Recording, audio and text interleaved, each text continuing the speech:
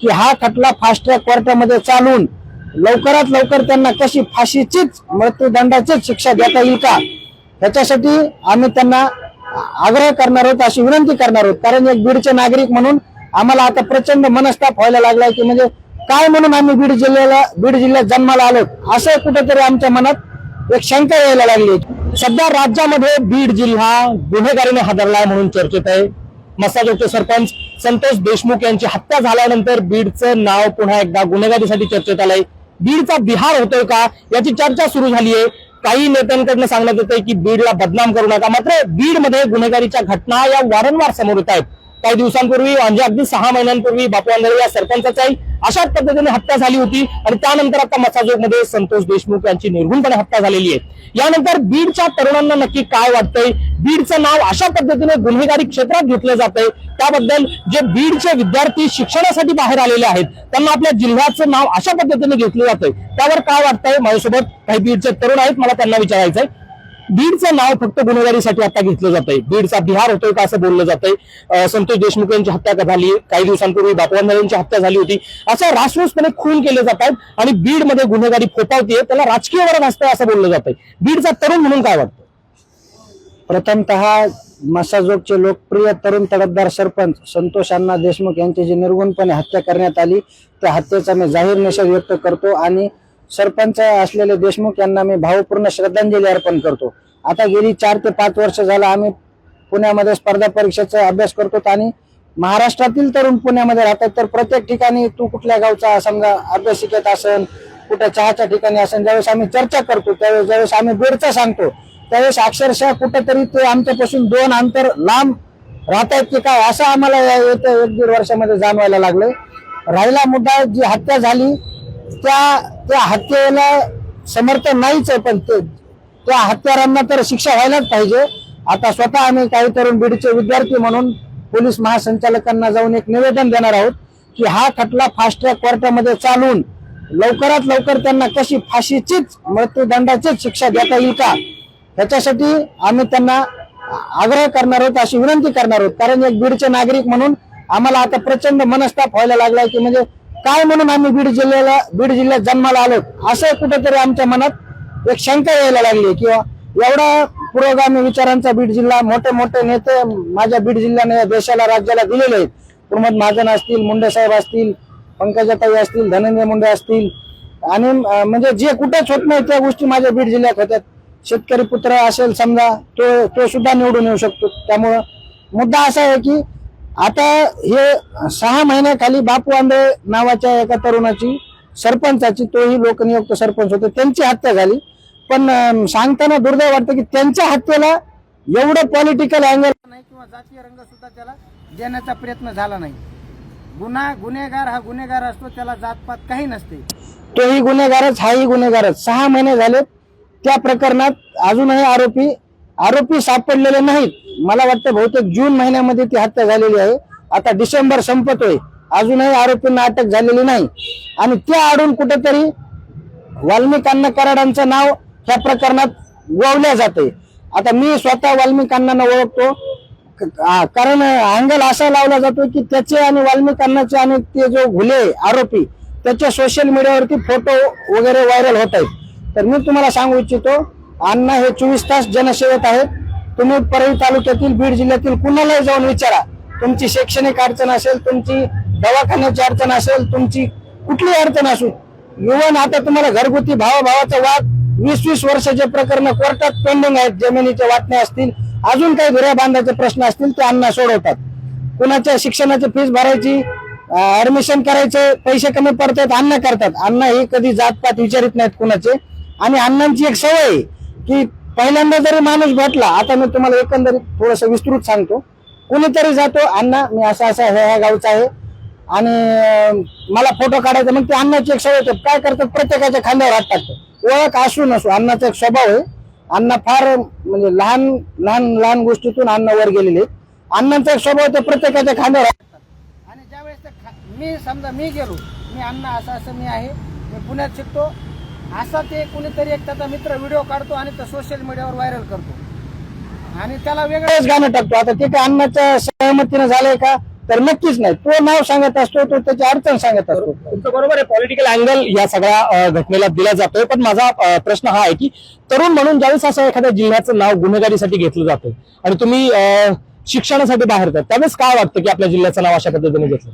प्रथमतः मी संतोष अण्णा देशमुख यांना श्रद्धांजली अर्पण करतो मी माझ्या परिवारातर्फे.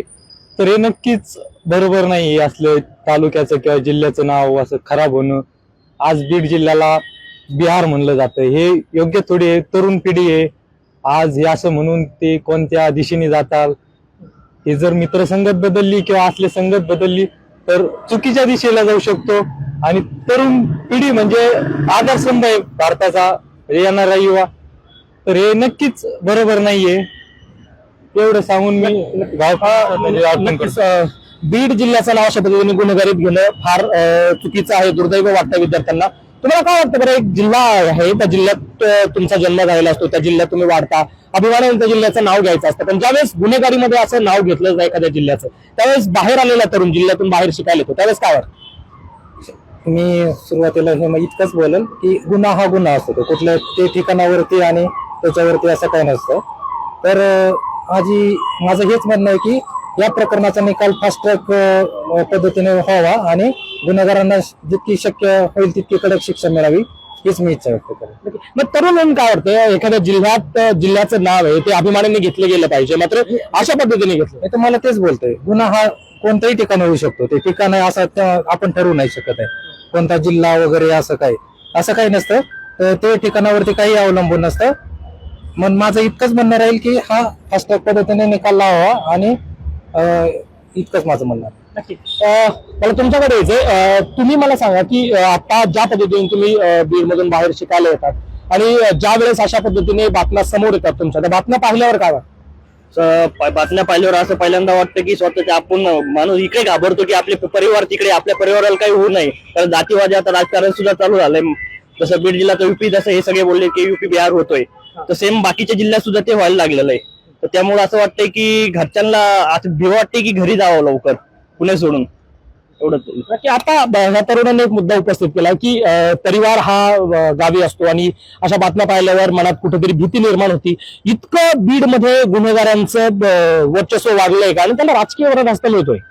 नाही, राजकीय वरदहस्त म्हणता येणार नाही बरं का, पण कारण काहीतरी वैयक्तिक कारण असतो, आर्थिक वाद असेल, काहीतरी कौटुंबिक वाद असतो आणि मग कुठेतरी त्याचा एखाद्या नेत्यासोबतचा फोटो असतो, मग ते आणि राजकीय विरोधक त्या मुद्द्याचं राजकारण करतायत. आता बापू आंधळे यांचा खून झाला तर 6 महिने झालं कुठलाही एक आमदार तिथं भेट द्यायला आला नाही किंवा एक साधी फेसबुक पोस्ट करून जागच्या जागे बसून सुद्धा त्या हत्येचा कोणी निषेध व्यक्त केला नाही. मग आता कुठेतरी शंका यायला लागली की बाबा हत्येचं सुद्धा राजकारण व्हायला लागलंय का काय? जात बघून तुम्ही निषेध व्यक्त करणार आहात का? जात बघून तुम्ही एखाद्याचं पाठीराखण करणार आहात का? हत्यार हा हत्यार असतो, ज्याचा खून झालेला आहे त्याचं घर उघड्यावर पडलेलं असतं. ह्या बाकी सगळ्या गोष्टींचा सोडून गुन्हेगार कुठल्या जातीचा आहे मग त्याचं समर्थन करायचं, हत्यारा कुणाची हत्या झालेली आहे मग त्याचं समर्थन करायचं, हे फार दुर्दैवी गोष्ट.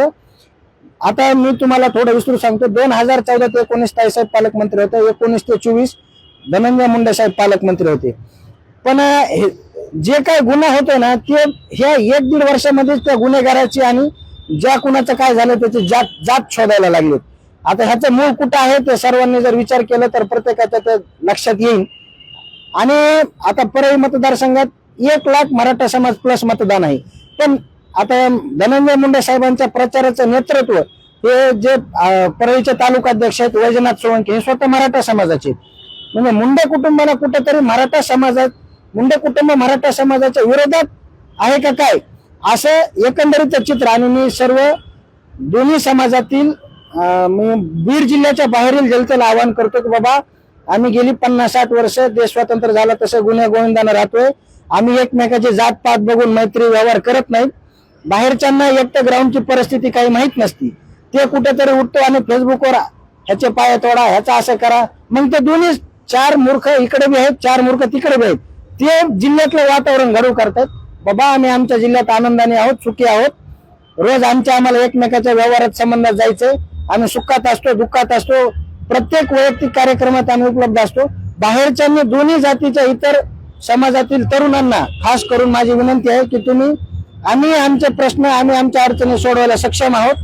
तुम्ही विनाकारण काहीतरी चुकीचं हे करून आमच्या जिल्ह्याची बदनामी बाहेरच्यांनी थांबवावी. कृपया एवढी विनंती. तुम्ही सगळे ज्यावेळेस बोललात की गुन्हेगारीबद्दल बोललात किंवा दोन जे खून झाले त्याचा तुम्ही उल्लेख केला, पण तुमच्या सगळ्यांच्या बोलण्यातून मला ना MIDCचा मुद्दा समोर येताना दिसला, ना कॉलेजेसचा मुद्दा समोर येताना दिसला, ना शिक्षण पद्धतीचा मुद्दा, ना नोकरीचा, ना व्यवसायाचा. बीडमध्ये या सगळ्यांची कमतरता वाटतेय का आणि त्यावर चर्चा का होत नाही? नाही, मुळात काय आहे, चर्चा ही दोन्ही बाजूने व्हायला पाहिजे. विरोधक ज्यावेळेस विकासावर आरोप करतील त्यावेळेस सत्ताधारी विकासावर उत्तर देतील. विरोधक हे कायम जातीपातीचंच राजकारण करतायत असं मला कुठेतरी दिसतंय. युवक म्हणून वाटत नाही का जिल्ह्यात उद्योग असावेत, MIDC असावीत, चांगले शाळे कॉलेजेस असावेत, नोकरी व्यवसायाच्या संधी उपलब्ध व्हाव्यात? नाही, एक तरुण म्हणून ह्याची मला खंत वाटतच आहे बरं का. पण मुद्दा काय, विकास ही निरंतर चालणारी प्रक्रिया आहे. कारण मराठवाडा एकंदरीतच दुष्काळी भाग, प्रादेशिक समतोलात मराठवाड्यावर कायम अन्याय झालेला आहे. बेसिक गोष्ट ही आहे. आणि मुद्दा असा आहे की पावसाचं पाणी कमी, आता पायाभूत सुविधा कुठेतरी बीड जिल्ह्यात व्हायला लागल्यात. ज्यावेळेस पायाभूत सुविधा होतील, रस्ते होतील, पाण्याची व्यवस्था होईल, लाईट व्यवस्थित येईल, त्यावेळेस उद्योगधंदे सुद्धा येतील. आता उद्योगधंद्याचा विषय सगळं मान्य, मोठे मोठे कंपनी आणावरती हजारो एकर क्षेत्र परळी तालुक्यामध्ये बीड जिल्ह्यामध्ये म्हणजे काय म्हणतात त्याला उपलब्ध आहे. पण जर तिथल्या स्थानिकांना पिण्याच्या पाण्याची अडचण असेल तर उद्योग व्यवसाय आल्यानंतर बाहेरून जो कुशल कामगार तिथे येणार आहे आणि त्यांना जे संसाधनं लागणार आहेत तेच कुठेतरी कमी आहेत. अगोदर ज्यावेळेस पायाभूत सुविधा पूर्ण होतील, सांगायला अभिमान वाटतो की धनंजय मुंडे साहेब मंत्री झाल्यानंतर त्यांनी बीड जिल्ह्यामध्ये परळी तालुक्यामध्ये शिरसाळ येथे MIDC साठी जमिनीचं अधिग्रहण केलेलं आहे. आता म्हणजे जो मूळ मुद्दा असतो जमीन अधिग्रहणाचा, ती प्रक्रिया पूर्णपणे आता पार पडलेली आहे.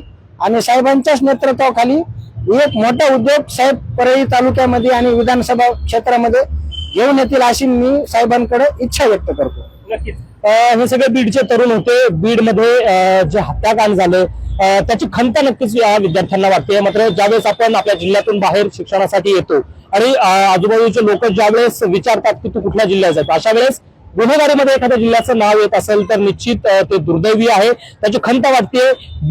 बीड जिल्ह्यामध्ये विकासाची चर्चा व्हायला हवी, चांगले उद्योग त्या ठिकाणी यायला हवेत, शिक्षणाच्या व्यवस्था असाव्यात, नोकरीच्या संधी उपलब्ध असाव्यात अशा सगळ्या युवकांना वाटतंय. मात्र दुर्दैवाने बीड जिल्ह्यामध्ये गुन्हेगारीकरणाला वरदहस्त मिळतोय का, गुन्हेगारी वाढीस लागतीये का, आणि गुन्हेगारी वाढीस लागत असेल तर या विद्यार्थ्यांच्या प्रश्नांकडे, या तरुणांच्या प्रश्नांकडे हे जे सगळे राजकारणी आहेत ते लक्ष देणार आहेत का, हा मोठा मूळ मुद्दा कळीचा या मुद्द्याने निर्माण झालेला आहे. नक्कीच जे आरोपी आहेत त्यांना शिक्षा व्हायला पाहिजे असं सगळ्याच या तरुणांचं म्हणणं आहे. त्याचबरोबर आमच्या नोकरीचं, शिक्षणाचं आणि उद्योगांचं सुद्धा लक्ष या सगळ्या राजकारण्यांनी दिलं पाहिजे असं देखील म्हणतायत. Abhijit Darade, Maharashtra time online, Pune.